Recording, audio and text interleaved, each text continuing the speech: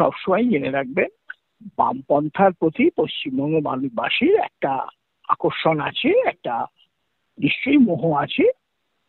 এবং বামপন্থা যে পশ্চিমবঙ্গবাসীকে দীর্ঘ 30 বছরের একটা সুস্থ উপহার, সেটা চট করে মানুষ ভুলতে পারে না। সুতরাং বোঝাই যাচ্ছে এসব থেকে যে 26-এ একেবারে মূল প্রতিদ্বন্দ্বী হিসাবে শাসক দলের বিরুদ্ধে পশ্চিমবঙ্গে উঠে আসছে বাম শক্তি। এবং এই যে যাদের একেবারে ফুলিয়ে ফাঁপিয়ে বেলুন ফোলানো করা হয়েছে, এই মধ্যবর্তী শক্তিটি আস্তে আস্তে অপসৃয়মান, তাদের একটা ছায়া আমি দেখতে পাচ্ছি। আপনি বলছেন 26-এ সরাসরি লড়াইটা হবে তৃণমূলের সঙ্গে সিপিআইএম এর, কিন্তু সেই আমার সেটাই বক্তব্য। আচ্ছা, মানে আপনি বলতে চাইছেন যে ধরনের সাম্প্রদায়িক উস্কানি বিজেপি দিচ্ছে সাধারণ মানুষ বুঝতে পারছে, যার ফলেই সাধারণ মানুষ বামেদের ভোট দেবে। আমাদের পশ্চিমবঙ্গের নিরিখে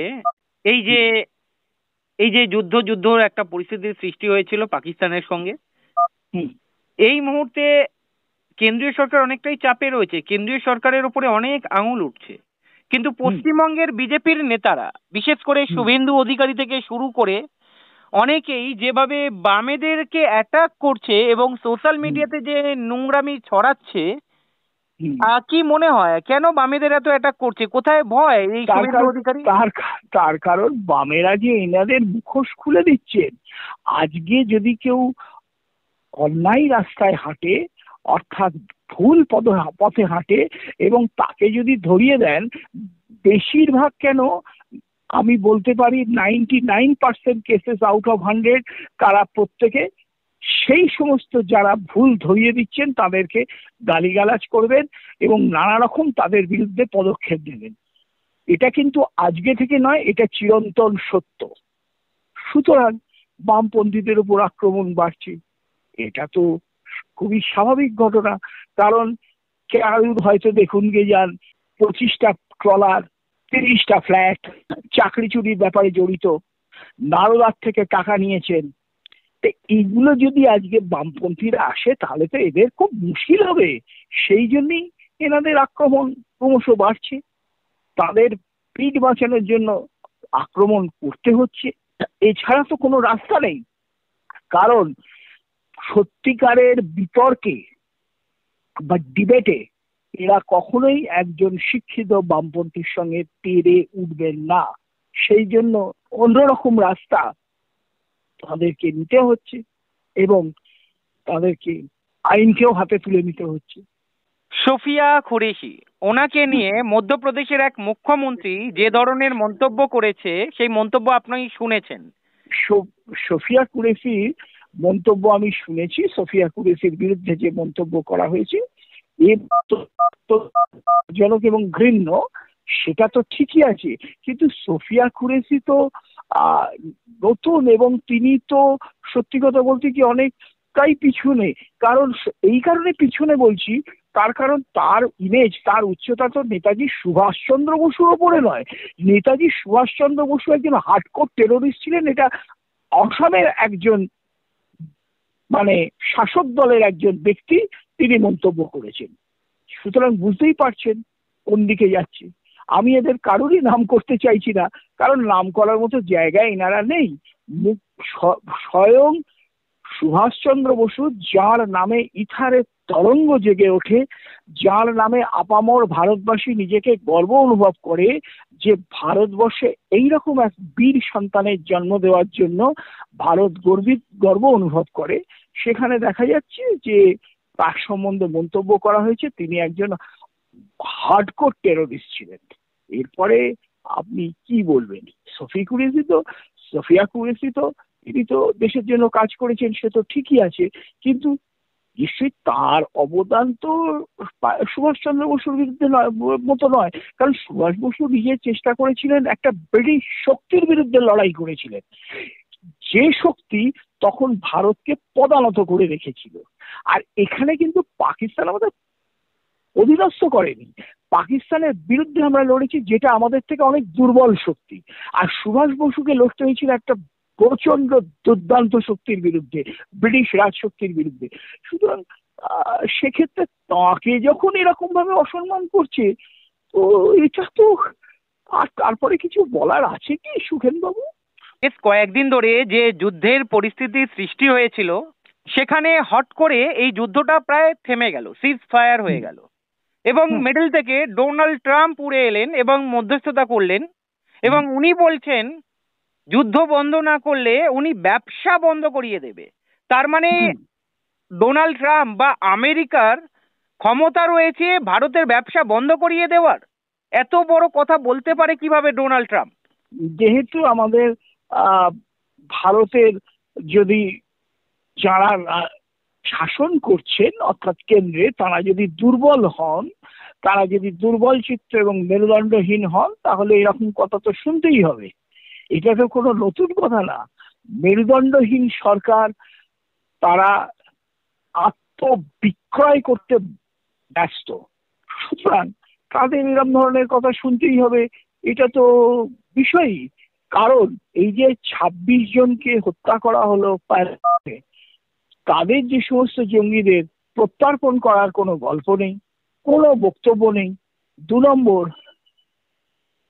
আগে আজাহার মাসুদ, মাসুদ আজাহার, যিনি মোস্ট ওয়ান্টেড জঙ্গিদের তালিকায় রয়েছেন, তাকে ফেরত পাঠানোর কোনো কথাই বলা হয়নি। এগুলো কেন হচ্ছে, এগুলো একজন সাধারণ নাগরিক সবই বুঝতে পারছেন। কারণ এর পেছনে রয়েছে শক্তিশালী আমেরিকার একটা অঙ্গুলি হেলন, এবং বর্তমান যে দেশের সরকার, অর্থাৎ যারা কেন্দ্র শাসন করছেন, তারা এদের ক্রীড়নকে পরিণত হয়েছেন, অর্থাৎ হাতের পুতুলে পরিণত হয়েছেন। সুতরাং তা, অর্থাৎ মার্কিন যুক্তরাষ্ট্র যেভাবে তাদের নাচাবেন, এরাও সেইভাবে নাচবে। স্টপ ফাইটিং এই বলছেন কিভাবে? অর্থাৎ ধরুন ফ্যামিলির, অর্থাৎ পরিবারের বাবা কোনো ব্যক্তি, তিনি 2 ছেলের মধ্যে, বাচ্চা বাচ্চা 2 ছেলের মধ্যে, 2 ভাইয়ের মধ্যে ঝগড়া অশান্তি হচ্ছে এবং সেখানে মারপিট হচ্ছে। বাবা সেখানে কি করেন? স্টপ ফাইটিং, আদারওয়াইজ ব্যবস্থা নেব। সঙ্গে সঙ্গে 2 ছেলে ভয়ের চোটে চুপ করে যায়। ঘটনাটা প্রায় সেরকমই দাঁড়াইছে। গত পরশুদিন সিপিআইএমএল লিবারেশনের পক্ষ থেকে একটা শান্তি মিছিল কলকাতার বুকে হয়েছিল। সেখানে সজল ঘোষ এবং তার দলবল যেভাবে হামলা চালিয়েছে সেই ঘটনাও আপনি দেখেছেন। এবং গতকাল বামেদের যে মিছিল ছিল, শান্তি মিছিল ছিল, সেখানে সজল ঘোষ বলেছিলেন তার আগের দিন যে বামেদের শান্তি মিছিল করতে দেবে না, কত বড় সাহস দেখে নেব। কিন্তু সেখানেও যেটা দেখলাম, গতকাল বামেরা দেখিয়ে দিল শান্তি মিছিল করে, এবং হাজারে হাজারে মানুষের ভিড় হয়েছে। কি বলবেন এই বিষয়ে?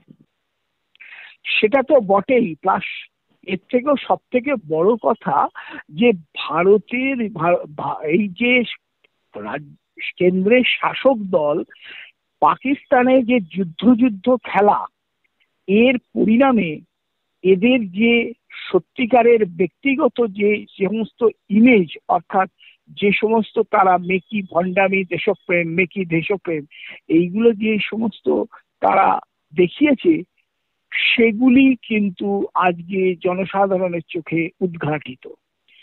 এনাদের যদি ক্ষমতা থাকে, আজ আহার মাসুদকে নিয়ে আসুন, 26 জনকে মারলো, জঙ্গি, সমস্ত জঙ্গিদের তাদের বিচার করা হবে।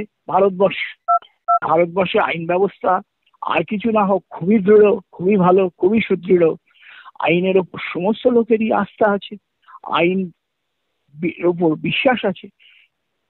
এছাড়া পাকিস্তানে আরো যারা সমস্ত ওয়ান্টেড জঙ্গিরা রয়েছেন, তাদেরকে ফেরত দেওয়া হোক। তা না করে একটা তৃতীয় শক্তির মধ্যস্থতা করার মতো জায়গায় নিয়ে আসা, এবং তারা ডাইরেকশন দিচ্ছে, তারা বলছে যে এক্ষুনি স্টপ ফাইটিং, অর্থাৎ সিজ ফায়ার করো। এবং সিজ ফায়ারটাকে কিন্তু পাকিস্তানিরা লঙ্ঘন করেছে এবং তারা কিন্তু গুলি চালিয়েছে। সুতরাং এর থেকে পরিষ্কার বোঝা যাচ্ছে যে সিজ ফায়ার একতরফা, সিজ ফায়ার কিন্তু দুতরফে হয়। কিন্তু ওই পাকিস্তানিদের শাসন করার জন্য কোন রকম ওই তৃতীয় শক্তি তো কোন রকম তাদের পদক্ষেপ করলো না, বরং আমাদের দেশের লোক মারা গেল, আর আমাদের দেশেরই সৈন্যবাহিনীকে বলা হচ্ছে তোমরা সেস ফায়ার করো, অর্থাৎ যুদ্ধবিরতি ঘোষণা করো। এই জিনিসগুলো বোঝাই যাচ্ছে যে আমাদের কেন্দ্রীয় সরকারের নীতি কতটা দুর্বল। এটা কিন্তু বিষয় আমি আপনাকে বলতে পারি বর্তমানে কয়েক বছরের মধ্যে দেখা যাচ্ছে যে আমাদের ভারতীয় সৈনিকরা, তাদের জন্য গর্ব অনুভব করি, তারা কিন্তু সীমান্তে প্রচন্ড রক্তঘাম ঝরিয়ে লড়াই করছেন, কিন্তু যখনই কোনো অদৃশ্য অঙ্গুলি হেলনে আলোচনার টেবিলে কিন্তু আমাদের ব্যাপক পরাজয় ঘটছে। এটা কিন্তু আমি বেশ কয়েক বছর ধরে লক্ষ্য করছি।